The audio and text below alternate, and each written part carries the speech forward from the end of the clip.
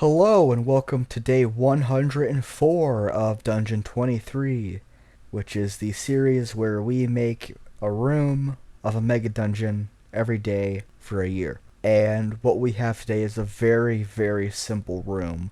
Just an empty room, but it does have a monster in it, or rather two monsters in it that kind of act together as one. And if you've ever played Minecraft or just know about it through cultural osmosis, you know what a spider jockey is. This is quite literally just a skeleton riding a spider. It's extremely simple, but could also be quite dangerous because in D&D also it should be said that this spider is the giant spider creature and not the giant wolf spider which we used yesterday. It seems that there's a weird difference between them.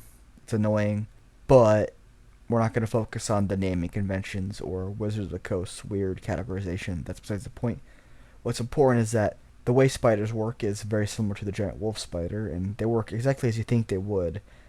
They're poisonous, they do poison damage, in addition to their piercing bite attack.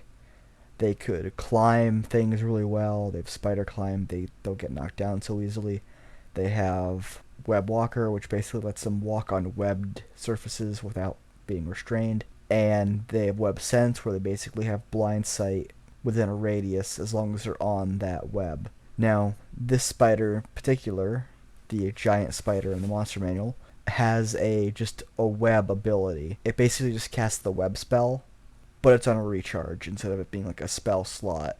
So when you cast the ability or just use the ability, it works right out the gate when you first use it. However, on the next turn, roll a d6. On a 5 or a 6, you could use it again on that turn.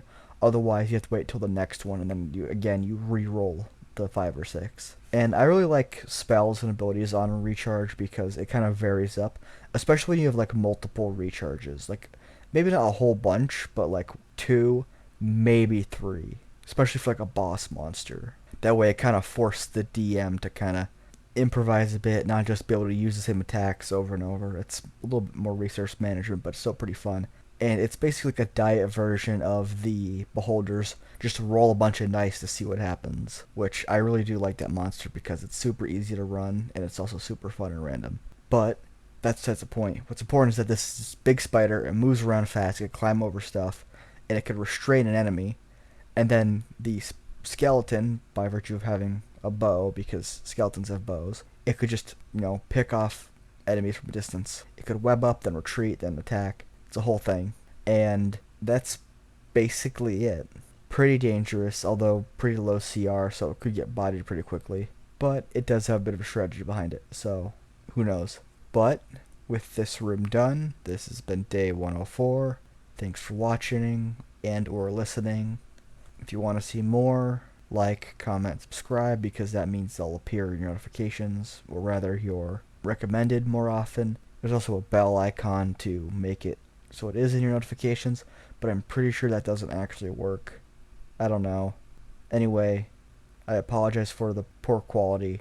It's not going to improve.